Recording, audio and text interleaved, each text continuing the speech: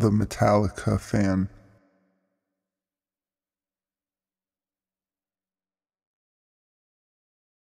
This happened during the summer of 2004. I live with my husband and children in a small town about 50 miles outside a major city. My town is relatively quiet without much crime, but we do get the occasional break-in and other petty crime. I should also note that my area seems to get many more door-to-door salesmen in church groups, but I generally consider it more annoying than anything menacing.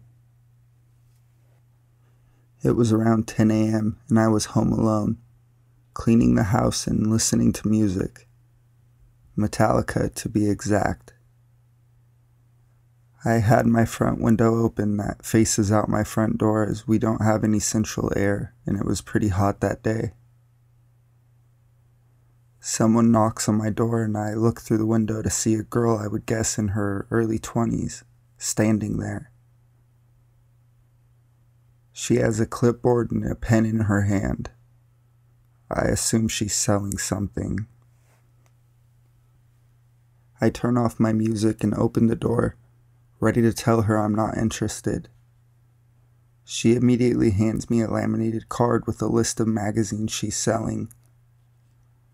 I'm holding this card, not really reading it, and was about to hand it back to her when I flip the card over and see written in red pen, "This girl is crazy.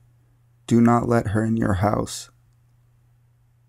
I'm shitting bricks when I read this, and I'm about to slam the door on her when she says, "I love Metallica. Turn it back on."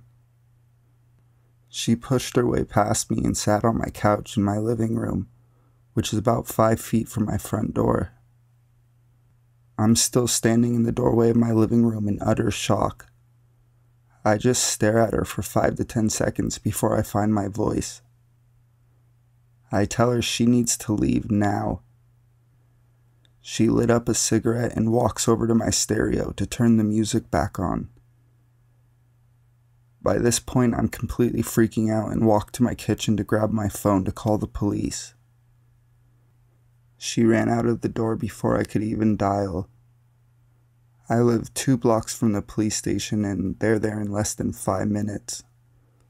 Long story short, they aren't able to find her, but they tell me they've gotten complaints about someone that fits her description from other people in the area as well.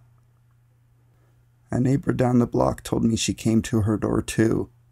She didn't try to go into her house, but she was super pushy and kept saying odd things, like "let's go shopping sometime" and other nonsense. So, creepy magazine salesgirl / Metallica fan, let's not meet again.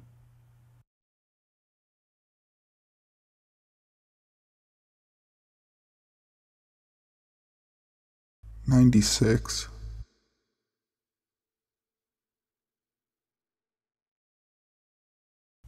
It was about 12:30 a.m., and I just finished my dance show.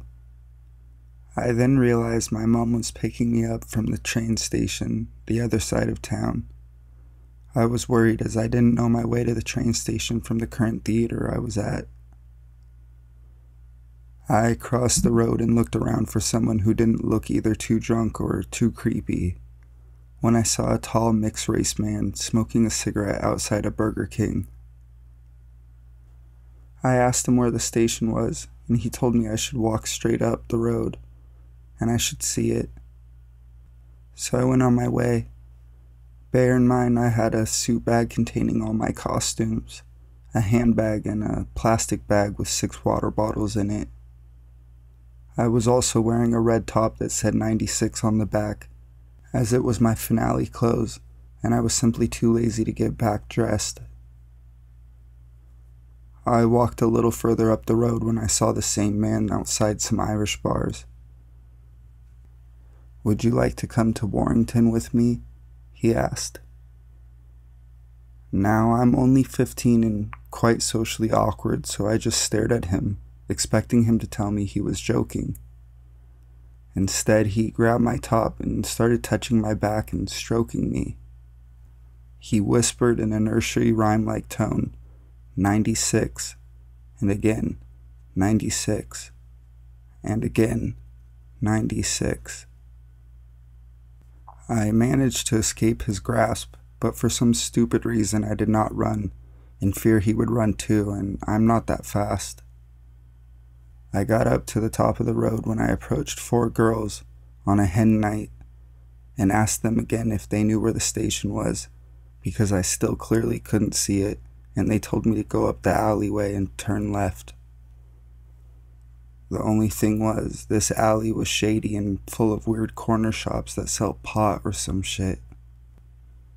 I walked down the alley, and about halfway, the bag containing my water bottles split, and all my waters fell into the ground. Whilst picking them up, I hear a chime of a shop door behind me, and I suddenly get the feeling I was being watched. I slowly turn around, and there was the same fucking man as the 2 previous times, just watching me pick up my water. I turned to face him, thinking if I showed him I wasn't scared, he might clear off. Perhaps he got a kick off intimidation. I was wrong. He looked at me. Now it's pitch black because there are no streetlights in the alley, but I'm pretty sure he smiled. I turned away from him, nearly tripping up trying to maintain eye contact with him, when he starts tapping his foot and starts screaming 96. This is when I lose my shit and just ran like an Olympian out of the alley, and I checked to see if he is followed. Fortunately, he has not. I turn left and I am by a car park in a museum. I suddenly felt safe. This was short-lived. I walked up a little further when again I get that strange feeling I was being watched. I turn around and sure enough, there he was. Can this fuckface teleport or some shit? He speeds up and I do the same. This then becomes a light jog, then followed by a sprint. My phone has no charge, so I know I can't call the police or even my mom. For fuck's sake, Laura, I waited 20 minutes and had to walk up to get you. My mom shouted from behind a huge wall of the museum. Realizing this was my mom, the man turned around and went back in the same direction he came from. I told my mom he was following me, but she told me I was just being paranoid, as it's a big city and he was probably lost. I'm so glad I was late walking to the station, because if my mom didn't walk up, I dread to think what would have happened when he caught me.